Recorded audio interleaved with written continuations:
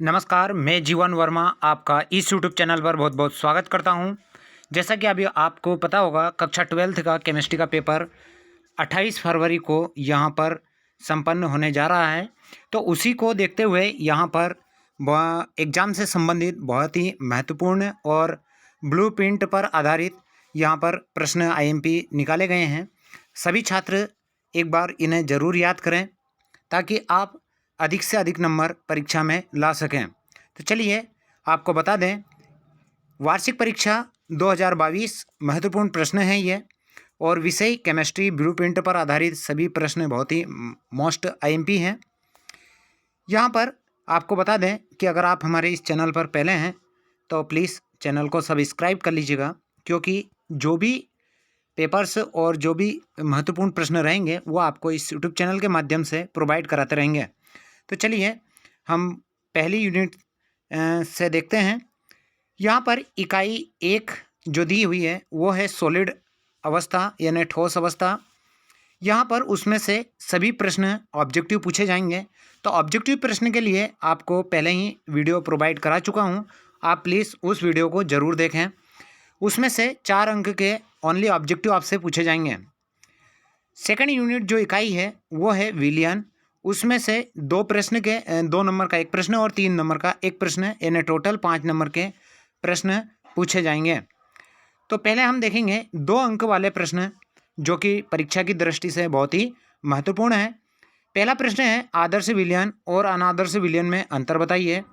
अनादर्श विलयनों के धनात्मक एवं ऋणात्मक विचलनों में अंतर बताइए।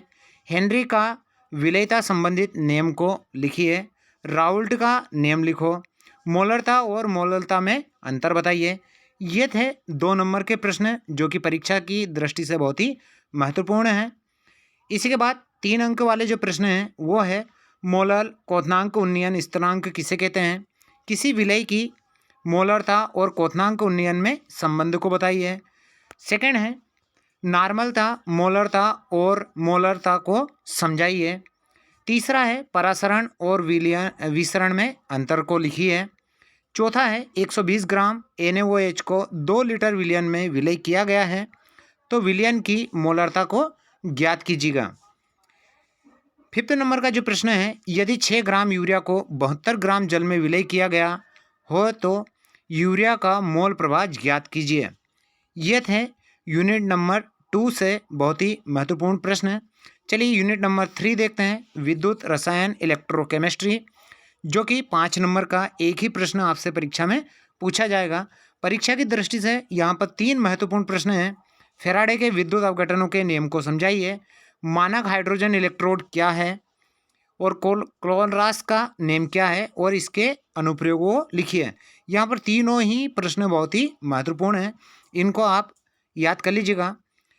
यूनिट नंबर 4 देखते हैं, रासायनिक बल गतिकी केमिकल काइनेटिक्स।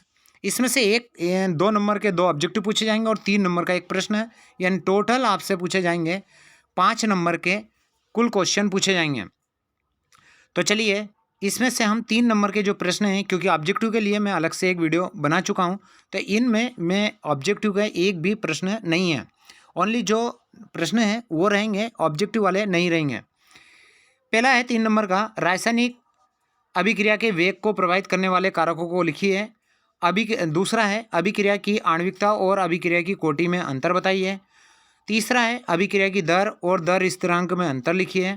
चौथा है अभिक्रिया का अर्ध आयुकाल क्या है और प्रथम कोटि की अभिक्रिया के लिए अर्ध आयुकाल की गणना करिए। 5वां है सक्रियण ऊर्जा और दहली ऊर्जा को समझाइए। ये थे यूनिट नंबर 4 के प्रश्न, इनको भी आप कंप्लीट ही कर लीजिएगा। अब हम देखते हैं यूनिट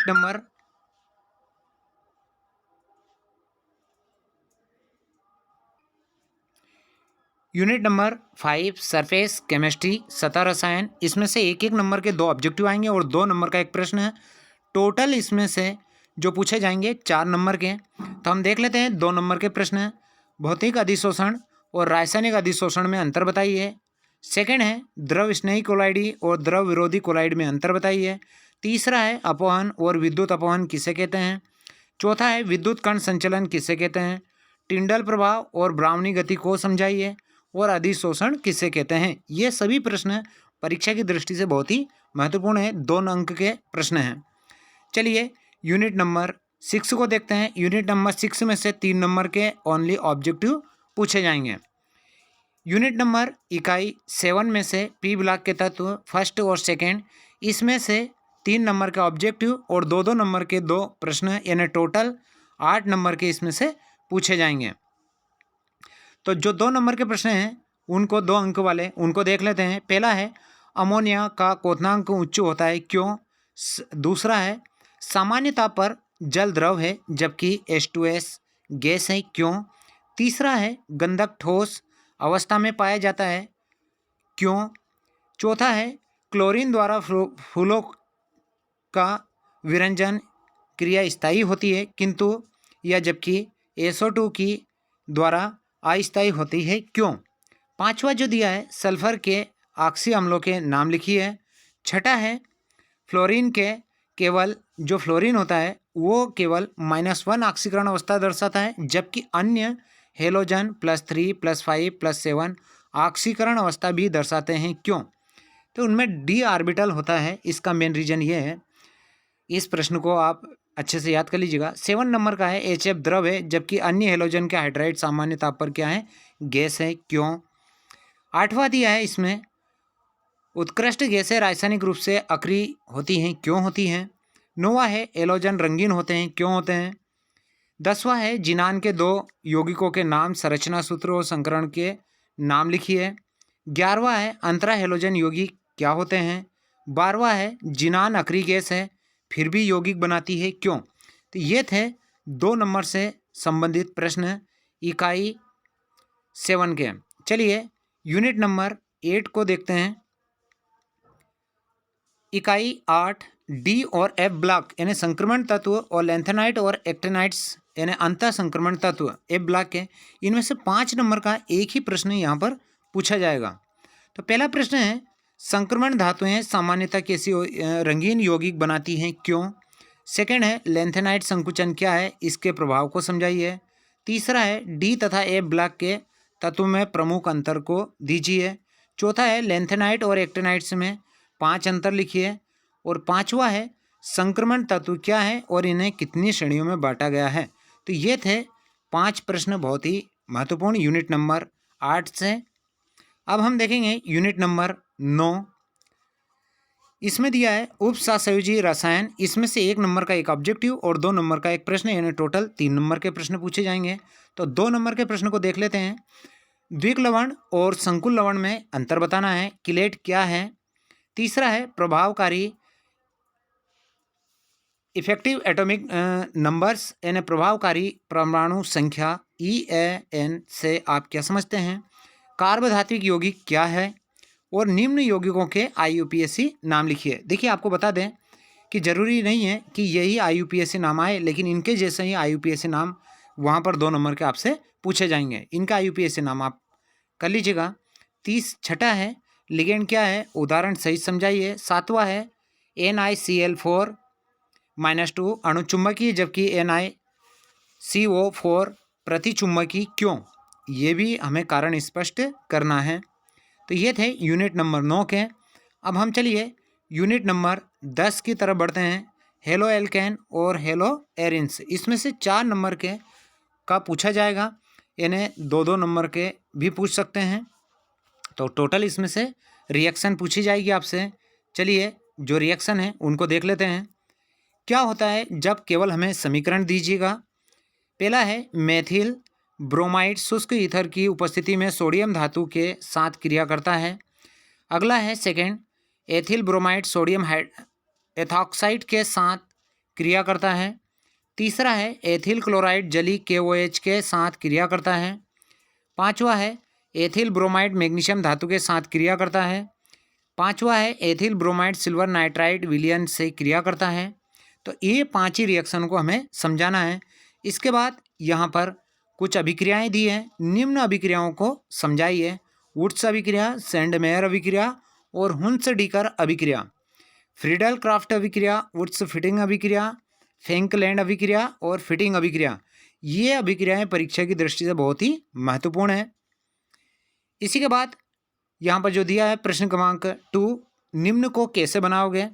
क्लोरोबेंजीन से फिनॉल, एथिल आयोडाइड से एथिल डाईएथिल ईथर, तीसरा है एथिल ब्रोमाइड से एथिल एसीटेट, और चौथा है क्लोरोबेंजीन से बेंजीन। इसी के साथ यहाँ पर विलोपन अभिक्रिया भी हमें करना है और हमें साथ ही में SN1 और SN2 अभिक्रिया को भी करना है परीक्षा की दृष्टि को रखते हुए। चलिए यूनिट नंबर 11 की तरफ बढ़ते हैं और इसका नाम है एल्कोहल, फिनॉल और ईथर। इसमें से 1 नंबर का ऑब्जेक्टिव और 3 नंबर का एक प्रश्न है, यानी टोटल 4 नंबर के प्रश्न पूछे जाएंगे। 3 अंक वाले प्रश्न को हम देखेंगे। पहला है प्राथमिक, द्वितीयक और तृतीयक एल्कोहल क्या है, इनके विभेद यानी अंतर की वेक्टर मेयर विधि को समीकरण द्वारा समझाइए। सेकंड है लुकास अभिकर्मक क्या है, इसके द्वारा प्राथमिक, द्वितीयक, तृतीयक एल्कोहल की पहचान कीजिए। तीसरा है फिनॉल और एल्कोहल में अंतर बताइए।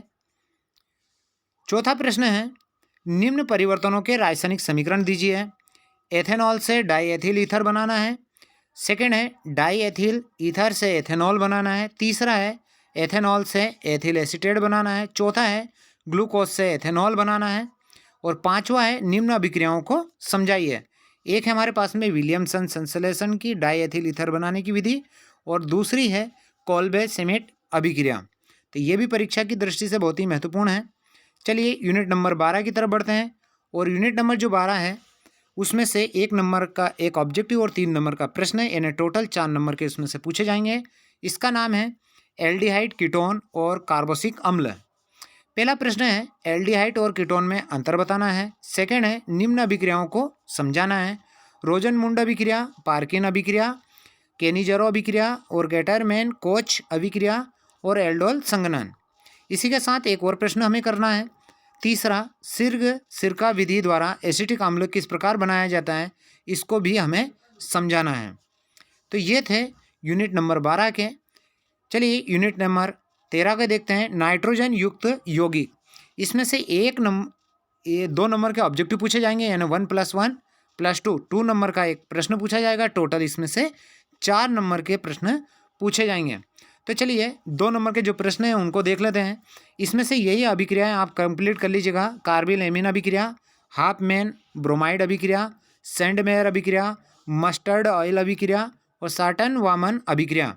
ये ही परीक्षा की दृष्टि से बहुत महत्वपूर्ण है। चलिए यहाँ पर हम इकाई 14 जैव अणु बायोमोलिकुल्स की तरफ बढ़ते हैं और उसमें से 1 नंबर के 2 ऑब्जेक्टिव आएंगे और 2 नंबर का एक प्रश्न आएगा, यानी टोटल इसमें से 4 नंबर के प्रश्न हमसे पूछे जाएंगे। तो 2 नंबर के जो अंक हैं या प्रश्न हैं वो है हमारा पहला DNA RNA में अंतर बताइए। सेकंड है प्रोटीन के विकृतीकरण से क्या तात्पर्य है। तीसरा है पेप्टाइड बंध क्या है और चौथा है कार्बोहाइड्रेट से क्या है। तो ये प्रश्न 2 अंक वाले हैं। इसी के बाद यूनिट नंबर जो 15 है वो है बहुलक यानी पॉलीमर्स। इसमें से 3 नंबर के ओनली ऑब्जेक्टिव पूछे जाएंगे, तो इसके लिए अलग से वीडियो पहले बना चुके हैं, उसको आप देख लीजिएगा। यहाँ पर यूनिट नंबर 16 को देखेंगे, दैनिक जीवन में रसायन। इसमें से 3 नंबर का ऑब्जेक्टिव और 2 नंबर का एक प्रश्न, यानी टोटल इसमें से 5 नंबर के प्रश्न पूछे जाएंगे। तो 2 नंबर के जो 2 अंक हैं उनके जो कौन से प्रश्न रहेंगे उन प्रश्नों को हम यहाँ पर देखेंगे। पहला है एंटीबायोटिक्स या प्रतिजैविक क्या है। दूसरा है ज्वरनाशी क्या है, इसके 2 उदाहरण दीजिए। तीसरा है प्रतिरोधी क्या है, 2 उदाहरण दीजिएगा। चौथा है दर्दनाशी या पीड़ाहारी को उदाहरण सहित समझाइए। पांचवा है प्राशांतक क्या है और छठा है सल्फा औषधि क्या है और उदाहरण सहित समझाइए। तो ये थे यूनिट नंबर 16, यानी यूनिट नंबर 1 से लगाकर यूनिट नंबर 16 तक MP बोर्ड ब्लूप्रिंट पर आधारित परीक्षा की दृष्टि से बहुत ही महत्वपूर्ण प्रश्न है। आप सभी इन प्रश्नों को अपने फ्रेंड्स और को भी शेयर करें और उनको भी बताएं, और साथ में इन प्रश्नों को परीक्षा से पहले एक बार ज़रूर देखें और ज़रूर याद कर लीजिएगा। अगर आपको ये वीडियो पसंद आया हो तो प्लीज़ चैनल को एक बार सब्सक्राइब कर दीजिएगा। इसी के साथ जय हिंद, जय भारत।